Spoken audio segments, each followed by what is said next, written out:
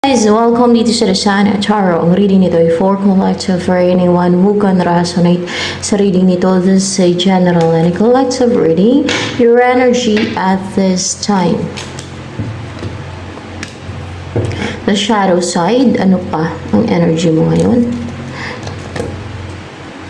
Ay, may pinafocus yung isip mo eh. Meron kang iniisip, tapos may gumugulo sa isipan mo. Merong nangahaan sa isipan mo na may fear? May fear? Nakaramdam ka ng fear? Oo, may fear na masaktan ka, na ma-hurt ka, na mabitray ka, o masaktan ka, o mabackstab ka, o you will end up being hurt. Ganon. May mga ganon na pinapaplanuhan mo na maigi para hindi ka masaktan. Kung meron kang balak na gawin o mag-reach out, hindi ka masaktan or anything na hindi mag-end sa yung masaktan ka lang o ma-disappoint o kung business or kung ano man to, anything na pinaplano mo na kunwari ay napaplano ko put up ng business or else meron kang ginagawang project or anything, any plan na na-influensyahan yung isip mo ng negative, ng mga evil influences to, pag mga ganyan, o outside influences, and attacks pati, yan. Kaya ganyan siya mag-isip yung isipan mo. Ganyan ka mag-isip. Na-influensyahan yan. Na nakaramdam ka ng fear. Para bang wala kang tiwala sa mga ginagawa mo. Parang ganun ba? Para bang there is fear, no? Na na-influence sa isip mo. Ano yun ang atake? Tao. Tao pala eh. Ay! Tao na mga magician, guys. Alam niyo na pag magician, no? Pero depende pa rin sa pag mga ganito na tao na magician. Ayan na to, guys, mga witches, ganun. Mga witches sila, guys. Mga evil na mga tao. Mga mga witches na. Mga witches to, naman ang atake. Ayan o, mga witches, mga manipulative na mga tao, trickster, ganyan. Or, gumagawa ng black magic sa'yo. Ginagawan ka ng black magic yun. Gumagawa nga sila ng black magic. Tama nga. And I will be the strongest that I ever knew. And I will be the one who needs love strong enough. Don't worry, I will carry your share for us. No matter how bad the storm, and I will be the strongest that I ever knew. And we'll leave you alone. And we'll leave you alone. And we'll leave you alone.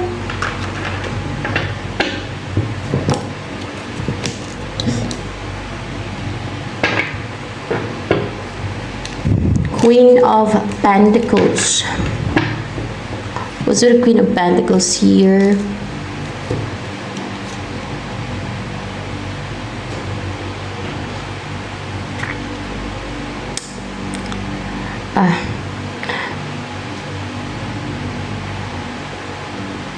Magiging komportable ka pag nalaman mo na, pag may nalaman ka, no? Pag may na-diskubrihan ka, pag may nalaman ka na, hidden, tago, pwede scheme and deceit ng iba na ginagawa sa'yo, against you, maging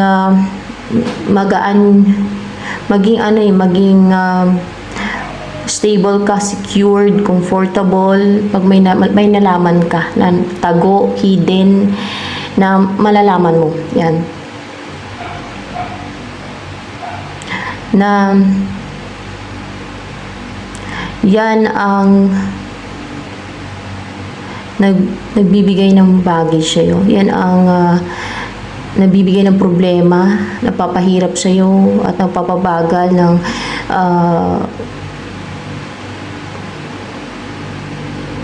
pagdating mo sa paroonan mo dahil may baggage ka na ginawa ng iba. Yan. Yan na nga yun. Mga ganyan. Natake ka nila ng witchcraft. Ay, Biyernes ngayon. Tama nga. Palagi may witchcraft, no, sa reading ko, no. Ewan ko, bakit may witchcraft palagi. So, ano pa? Gumagawa na ganyan. Pero sa bagay, ang dami napapagamot Ang dami niya sa gamutan. Ewan ko lang ngayon. Yung tigil na. Basta ang dami niya napapagamot sa mga gamutan. Ang dami. At karamihan may kulam. May makulam talaga. Hindi lang basta palipad hangin. Kulam talaga. Maliban pa sa mga nang babato sa picture. O ng mga spell, palipad pas palipad hangin, o diba? Kasi laganap na yun yan ang nanalanta sa marami. So ano pa yung energy mo ngayon?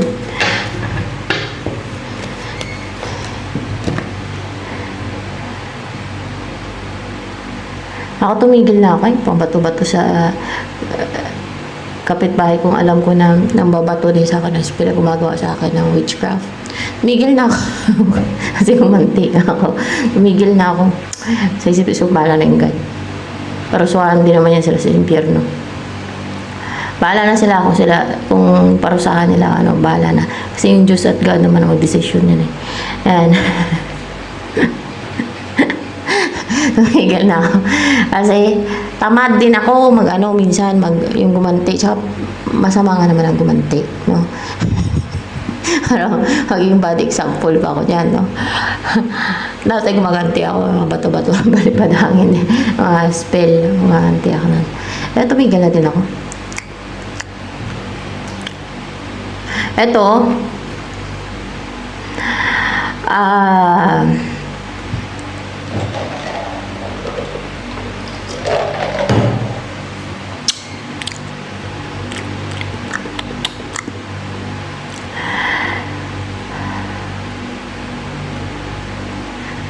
you are ready to be planted. That's what I get, no? Pag kita ko pala ng card. You are ready to be planted. Hindi. You're ready to grow. Now, you're ready to build something. Bakit hindi? Meron kang meron kang sisimulan. You're ready for something new na pag mag-grow yan. You're ready for that.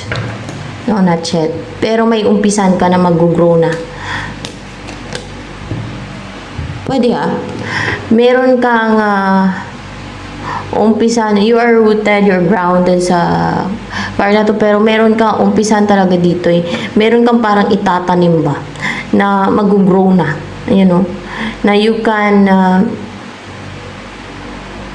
make it happen, make it grow. Parang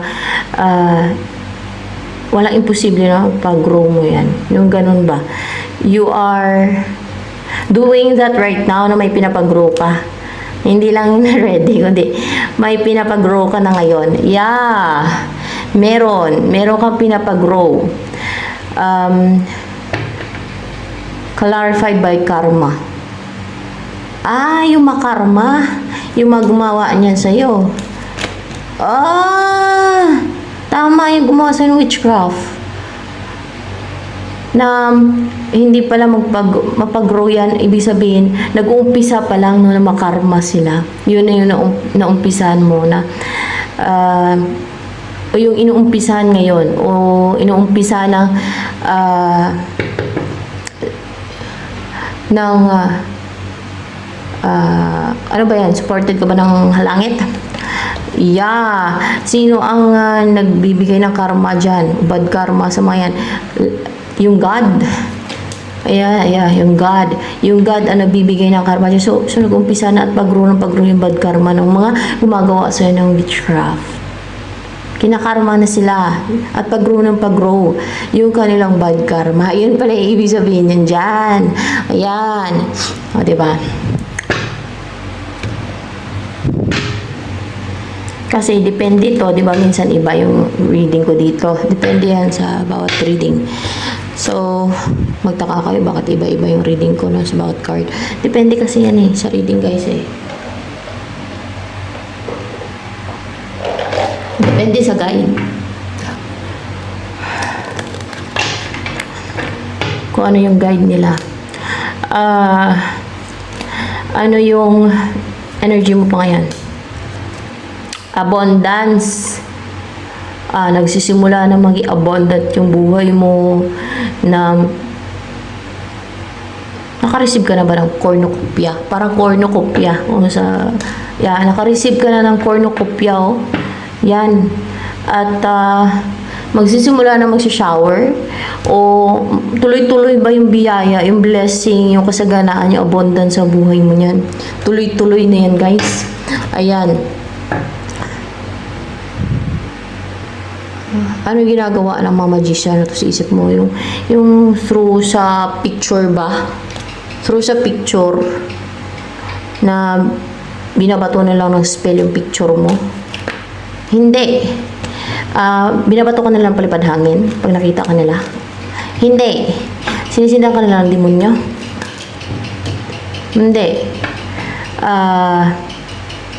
Sinisindan ka nila ng mga spirits of witchcraft. Spirit pala. Mga spirits of witchcraft. Yun ang sinisend nila sa'yo kasi witchcraft yun Spirits of witchcraft. Yan ang sinisend nila sa'yo. At talagang witchcraft nga ang ginagawa nila, guys. Kasi clarify by magician. Tapos ito pa, 8 of Pentacles ang may ginagawa. Spirits of witchcraft. Ano ba ginagamit nila sa spirits? Ano ba yung spirits of witchcraft na yan? Nagtataka din ako kung ano ba yung tinatawag na spirits of witchcraft. Ano yung mga espiritu ba yun ng patay? Ay, espiritu nga ng patay. Mga espiritu ng patay pala yan. Patay na tao. Makaluluwa ng mga taong patay. Yan. Yan ang sinisent nila. Spirits of witchcraft. Yan pala yun. Yan na yung nang sa isip mo. Nanggugulo sa isipan mo. Parang pinapasapian ganyan sa espiritu ng patay. Tapos ginugulo-gulo ng espiritu ng patay yung isip mo. Yun ang namimisti sa'yo. Sino ka-experience yan?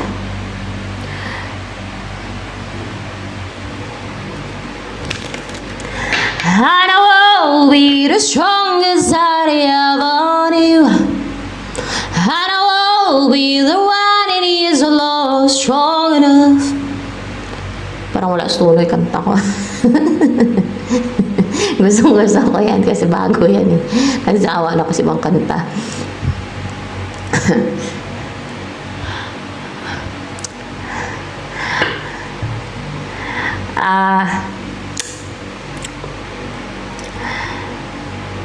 Ano ba yung next na mangyari? Buhay mo niyan. 3 of Cups, there is a reunion or you will make friends with other people. Clarification of 3 of Cups here. Daming meaning yan magkaroon ng stability, a stable relationship, reunion, pwedeng kasalan din to. Merong mag-propose sa'yo, pwedeng ganon na mag-reconcile, sa'yo, makipag-reunite yan, and then magkaroon ng or else there is a reunion, magsasama kayo o magsasama-sama o magsama or maging masaya na yung buhay mo based sa picture dito, maging masaya ka na. You will make friends And alam mo, enjoy mo yung buhay. Or kung pagdating sa love life naman ay there is a reunion nga na mangyayari, stability in your love life. You will be in a stable relationship and there is a reunion, possible reunion. More clarification with the Three of Cups pa dito. Kasi may nanghinayang sa'yo. Na past person mo, kaya it's a reunion. Nanghinayang siya sa'yo, nag-grief siya, nalulungkot siya, talagang dinamdam niya yung wala ka sa buhay niya ba.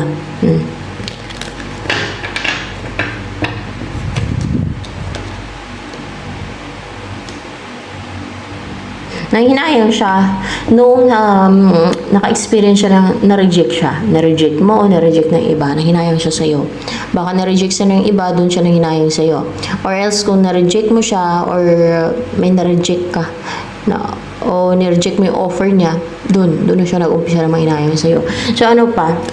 Or yun ang naramdaman niya, feeling na reject mo siya or parang wala ka ng paki sa kanya, wala ka ng feelings sa kanya, na nakapag-move forward ka na, naka-move on ka na, then feeling na-reject din siya, no? Parang gano'n na parang hindi na siya malaki yung value niya sa'yo o mahalaga pa sa'yo yung tao na yan. Hindi na siya mahalaga pa sa'yo. Yung gano'n yung naramdaman niya. Na parang hinayang niya, lalo kung ng time na kayo pa, kasi past person mo to, there's reunion, no? Ibig sabihin may past ko nito, past person mo to, ex mo, ganon. Lalo kung nung time na kayo pa at pinahalagaan mo siya, binibigyan mo ng atensyon, hindi ka loko-loko, hindi ka tarantado, nakarelasyon. Lalo kung naging loyal ka naman sa kanya at naging mabait, na naging mabuti ka naman sa kanya na karelasyon, di ba? Lalo kung mabuti yung intention mo. Yan. Tapos, tinake for granted ka pa or tinake advantage or hindi ka pinahalagahan, tapos iniwan ka pa. Yung mga ganun ba? Kaya nag-regret siya, hinahayang siya. Anong pinanghinayangan niya sa'yo? Ito kaya, gamitin ko. Anong hinayangan sa'yo nitong person na to na makapag-reunite? Ito, kasi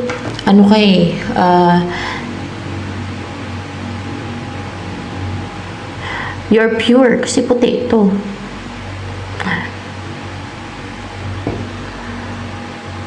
Para ka anghel. Kasi anghel tayo. And then, may sense of right and wrong ka. And then, alam mo kung ano yung parang again ka ng wisdom dahil kasi puti yung book dito ng taon to. Na anghel pala dito.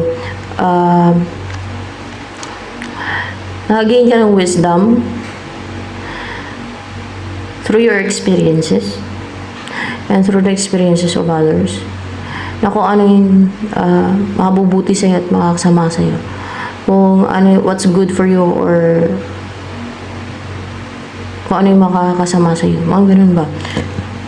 And ano pang pinahinayangan sa'yo nito? Bakit nag-regret siya ng ganyan yung person na yan? Kasi naging totoo ka, kasi tinanggal yung mask dito. Hindi ka naglalagay ng mask. Tinatanggal mo yung mask, yung kung ano yung tingin sa'yo ng ibang tao. Pinapakita mo yung, tinatanggal mo yung parang mask, no? Mask. Nire-reveal mo ang totoong ikaw. Matapang ka na i-reveal mo yung totoong ikaw. Kung sino ka, kung ano ka, as a person, kung ano yung tunay mong ugali, kung ano yung totoong personality. Kapag mahal ka sa hayop, kasi may hayop dito, may hayop, you are more connected sa animals, and you're rooted, grounded, you're so brave.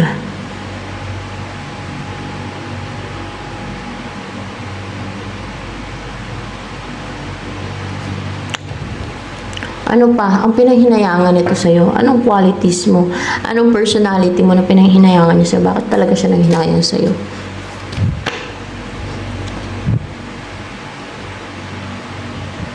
Dahil dito, the lovers. Dahil na in love na siya sa'yo, na fall in love. Na fall in love. Yeah. Para bang nag-i-inspire na siya, para ikaw yung nabibigyan ng inspirasyon sa kanya. Yung positive siya pagdating sa'yo, parang ganun ba, na because na in love siya sa'yo, na fall in love siya sa'yo, dahil naramdaman niya yung deep soul connection sa'yo, dahil nakaka-in love ka, dahil sa meron kayong spiritual connection, kasi ikaw talaga ang choice niya. Sa'yo siya na in love. Na fall in love. Siguro na fall in love din yan sa iba, pero sa ngayon, sa'yo siya na fall in love. Yan. And naramdaman niya sa'yo yung deep soul connection. And guided yung inyong connection, pwede din with the Lover's card. And with the number 6, na-feel yung harmony, balance, there's balance and harmony. Siguro marunong ka sa relationship na merong equal give and take ba? Hindi ka siguro selfish.